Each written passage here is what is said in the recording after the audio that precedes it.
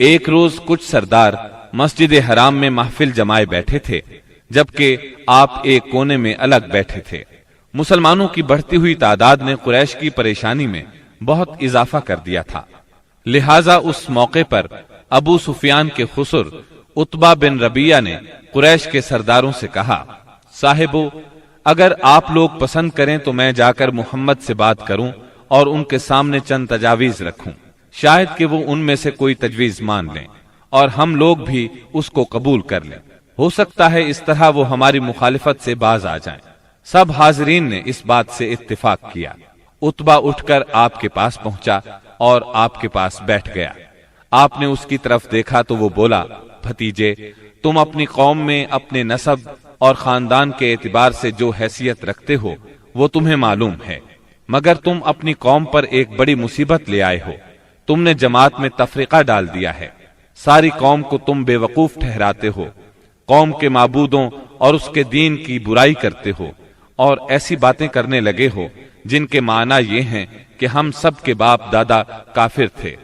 اب ذرا میری بات سنو، کچھ تجاویز تمہارے سامنے رکھتا ہوں، ان پر غور کرو، شاید کہ ان میں سے کسی کو تم قبول کر لو۔ اس کے خاموش ہونے پر آپ نے فرمایا، ابو الولید، آپ کہیں، میں سن رہا ہوں۔ اس نے کہا، بھتیجے، یہ کام جو تم نے شروع کیا ہے، اس سے اگر تمہارا مقصد مال حاصل کرنا ہے تو ہم سب مل کر تمہیں اتنا کچھ دینے کے لیے تیار ہیں کہ تم ہم میں سب سے زیادہ مالدار ہو جاؤ گے۔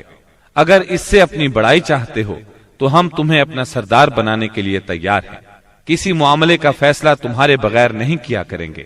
اگر بادشاہت ہی چاہتے ہو تو ہم تمہیں اپنا بادشاہ بنا لیتے ہیں، اور اگر تم پر کوئی جن آتا ہے جسے تم خود دور کرنے پر قادر نہیں ہو تو ہم بہترین طبیبوں سے اپنے خرچ پر تمہارا علاج کروا دیتے ہیں۔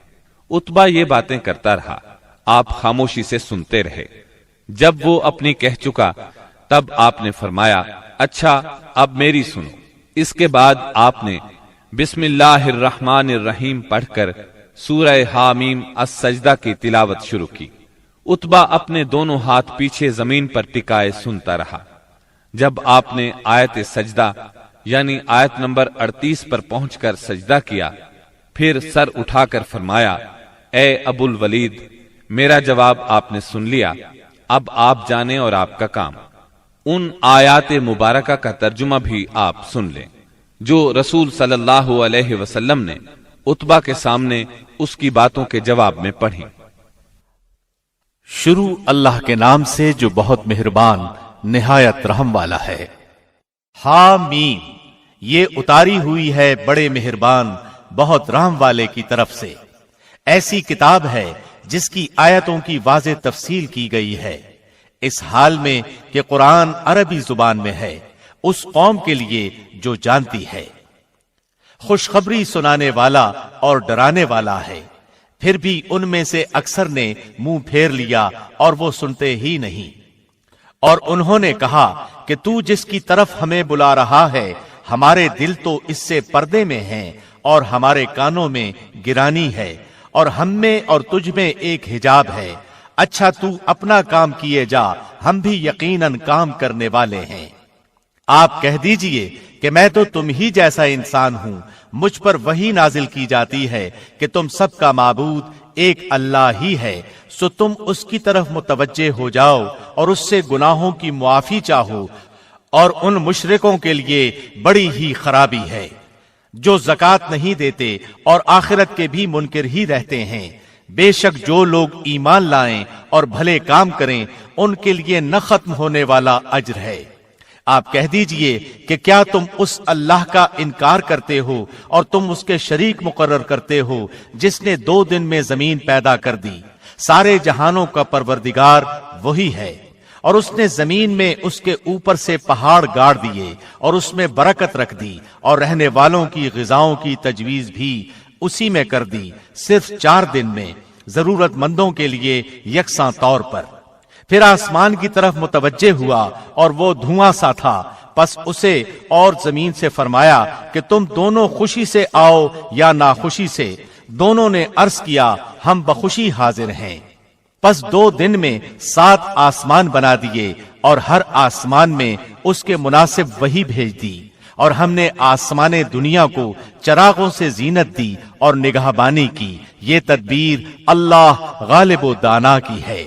اب بھی یہ روگرداں ہوں تو کہہ دیجئے کہ میں تمہیں اس کڑک سے ڈراتا ہوں جو مثل عادیوں اور سمودیوں کی کڑک کے ہوگی۔ حبشہ میں قریش بری طرح ناکام ہو گئے۔ دوسری طرف وہاں شاہ حبشہ نے مسلمانوں کے ساتھ اعلیٰ ترین سلوک کیا، انہیں وہاں رہنے کی کھلی آزادی دی۔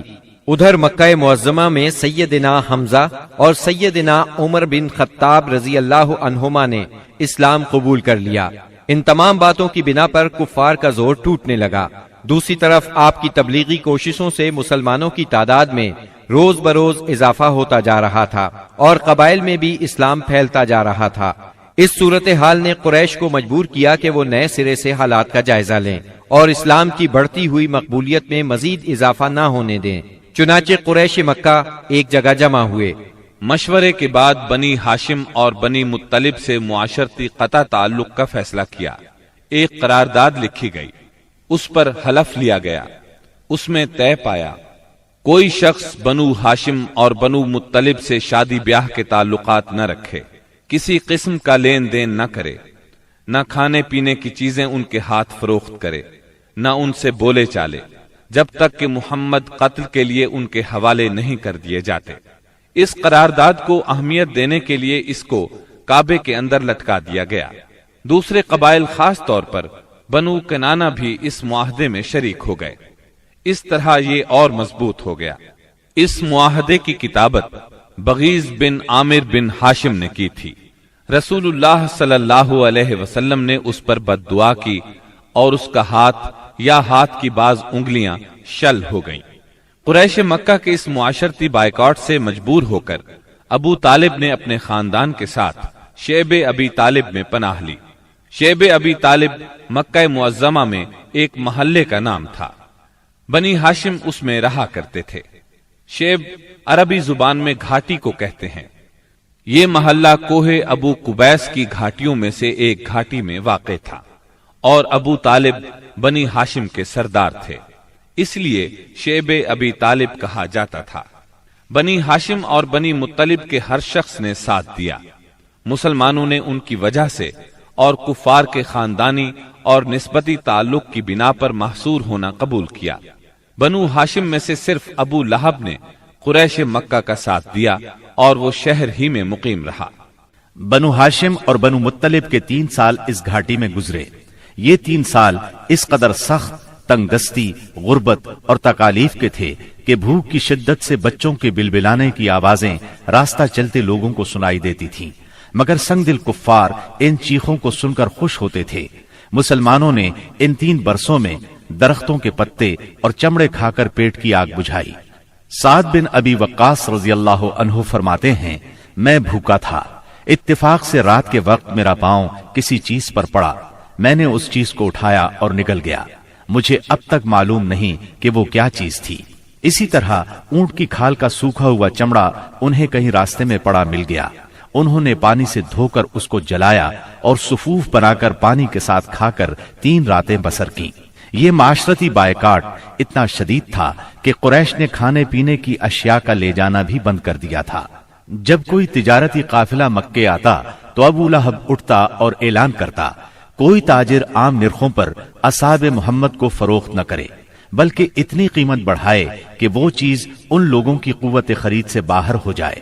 قریش میں سے بعض لوگوں کے دل ان حضرات کی یہ حالت دیکھ کر کڑتے تھے، کیونکہ وہ ان کے عزیز تھے، چنانچہ ایسے لوگ خفیہ طور پر کھانے پینے کی چیزیں بھیج دیتے تھے۔ ایک دن سیدنا حکیم بن حزام رضی اللہ عنہ اپنی پھوپھی سیدہ خدیجہ رضی اللہ عنہا کے لیے کچھ چیزیں لے کے جا رہے تھے کہ ابو جہل نے راستہ روک لیا اور کہا، اگر تم نے شیب ابی طالب میں غلہ پہنچانے کی کوشش کی تو میں سب لوگوں میں تمہیں رسوا کر دوں گا۔ اتفاق سے اس وقت ابو البختری سامنے سے آ گیا۔ واقعے کی تفصیل سن کر ابو جہل سے کہنے لگا، اگر ایک شخص اپنی پھوپھی کے لیے کچھ غلہ بھیجتا ہے تو تم کیوں رکاوٹ بنتے ہو؟ چنانچہ ابو البختری کی مداخلت کی وجہ سے اسے اپنی پھوپھی کے پاس غلہ بھجوانے دیا۔ غرض ایسی ہی تکالیف اور مصائب کی وجہ سے مکے کے بعض نیک دل لوگوں کو یہ سفاکانہ معاہدہ ختم کرنے کا خیال آیا۔ آخر ہشام بن عمرو کی کوششوں سے زہیر بن ابی امیہ، سیدہ ختیجہ رضی اللہ عنہا کے رشتہ دار مطعم بن عدی، زمعہ بن اسود اور ابو البختری بن ہاشم اور مختلف قبائل کے بعض افراد نے رات کو خفیہ مجلس میں اس معاہدے کی منسوخی کا طریقہ کار مرتب کیا۔ پھر صبح کو کعبۃ اللہ کے پاس اپنے اپنے حلقے میں جمع ہوئے۔ طواف کے بعد پہلے زہیر نے اعلان کیا، جب تک انسانیت کے خلاف اس معاہدے کو ختم نہیں کیا جائے گا میں چین سے نہیں بیٹھوں گا۔ اس پر ابو جہل نے مخالفت کی، لیکن 4 اور نیک دل انسانوں نے اپنے اپنے قبیلے کی طرف سے یکے بعد دیگرے اس بائیکاٹ کو ختم کرنے کا اعلان کیا۔ ابو جہل مجلس کا یہ رنگ دیکھ کر دنگ رہ گیا اور کہنے لگا، یہ معاملہ تو پہلے ہی سے طے شدہ لگتا ہے۔ تکالیف پہنچانے کی پالیسی کے بعد جب قریش نبی کریم صلی اللہ علیہ وسلم کو نفسیاتی حربوں سے شکست نہ دے سکے تو انہوں نے اب ان پر معاشرتی دباؤ ڈالنے کا پروگرام بنایا۔ اس کے لیے ان کے سرپرست اور نگران ابو طالب پر دباؤ ڈالنا ضروری تھا۔ چنانچہ سرداران قریش نے بار بار ان کے پاس جا کر شکایت کی۔ ایک بار تو قریباً 25 سردار ابو طالب کے پاس پہنچے۔ ان میں ابو جہل، ابو سفیان، امیہ بن خلف، عتبہ، اسود بن عبد المطلب اور شیبہ شامل تھے۔ انہوں نے پہلے تو آپ کے خلاف اپنی شکایات بیان کی، پھر کہا، ہم آپ کے سامنے ایک انصاف کی بات پیش کرتے ہیں۔ آپ کا بھتیجا ہمیں ہمارے دین پر چھوڑ دے اور ہم اسے اس کے دین پر چھوڑ دیتے ہیں۔ وہ جس معبود کی عبادت کرنا چاہے کرے، ہمیں اس سے کوئی غرض نہیں، مگر وہ ہمارے معبودوں کی برائی نہ بیان کرے اور یہ کوشش نہ کرتا پھرے کہ ہم اپنے معبودوں کو چھوڑ دیں۔ آپ ہم سے اس شرط پر اس کی صلح کرا دیں۔ ان کے خیال میں مصالحت کا اس سے اچھا طریقہ کیا ہو سکتا تھا؟ ابو طالب نے نبی اکرم صلی اللہ علیہ وسلم کو بلایا اور ساری بات بیان کی۔ آپ نے جواب میں فرمایا، چچا جان، میں تو ان کے سامنے ایک ایسا کلمہ پیش کرتا ہوں جسے اگر یہ جان لیں تو پورا عرب ان کے تابع اور عجم ان کا جزیہ گزار ہو جائے گا۔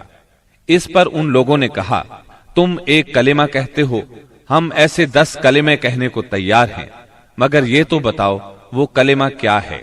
آپ نے جواب میں فرمایا، لا الہ الا اللہ۔ اس پر وہ سب غصے اور تکبر سے اٹھ کھڑے ہوئے۔ اس وقت وہ جو باتیں کہتے ہوئے وہاں سے نکلے، ان کا ذکر قرآن کریم کی سورہ سعد کی آیات 1 تا 7 میں آیا ہے۔ صاد، اس نصیحت والے قرآن کی قسم، بلکہ کفار غرور و مخالفت میں پڑے ہوئے ہیں۔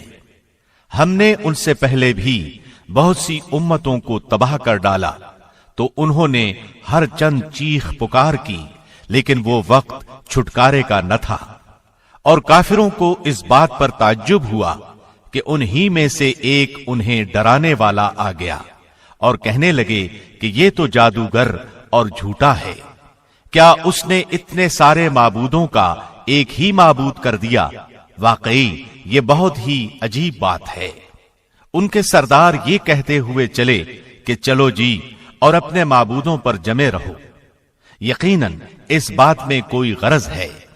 ہم نے تو یہ بات پچھلے دین میں بھی نہیں سنی، کچھ نہیں، یہ تو صرف من گھڑت ہے۔